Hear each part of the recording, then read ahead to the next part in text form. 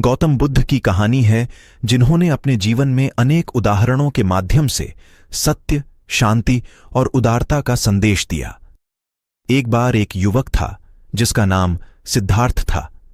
उसके पिता ने उसे घर से दुख होने से बचाने के लिए उसे सभी दुहकों से दूर रखा था। लेकिन एक दिन सिद्धार्थ ने अपने घर के बाहर में एक वृद्ध व्यक्ति को देखा, जिसका दिल गहरे दुख से भरा हुआ था।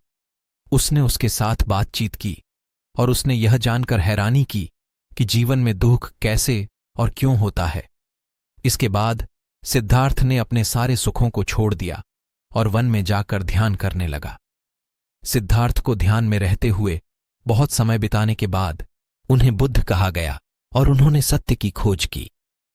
उन्होंने दुख का कारण और इससे मुक्ति कैसे प्राप्त की जाए, इस पर अनुसंधान किया। अंततः उन्होंने अपने उद्घाटन के पश्चात अनेकों लोगों को बुद्धात्मक दर्शन दिए, जिससे उनके जीवन की गुणवत्ता में सुधार हुआ और उन्होंने दुख से मुक्ति प्राप्त की। बहुत पुराने समय की बात है। एक राजकुमार था जिसका नाम सिद्धार्थ था। उसके पिता ने उसे बड़े ही आराम से पाल पोस किया था और उसका इतना ध्यान रखा कि सिद्धार्थ को किसी भी प्रकार की दुख दर्द का एहसास तक नहीं होता था। एक दिन सिद्धार्थ ने अपने पिता के आदेश के खिलाफ कुछ लोगों को देखा। उन्होंने अपने सवालों का उत्तर ढूंढने के लिए घर छोड़ दिया और तपस्या की ओर बढ़ा। वे बहुत लंबे समय तक विचार किए और ध्यान की प्रक्रिया में गहरे निष्कलंक अनुभवों में पहुंचे। अंततः उन्हें बुद्धत्व का अनुभव हुआ और उन्होंने अनंत ज्ञान, करुणा और शांति का संदेश दिया।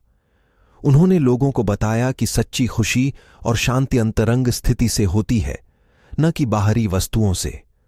उन्होंने अपने अनुयायियों को मार्गदर्शन किया और उन्हें दुख से मुक्ति की ओर ले जाने के उपाय सिखाए।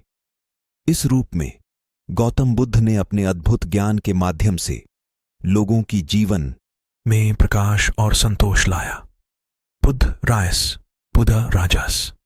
Buddha refers to Buddha, the founder of Buddhism, and Rayas or Rajas refers to kings or rulers.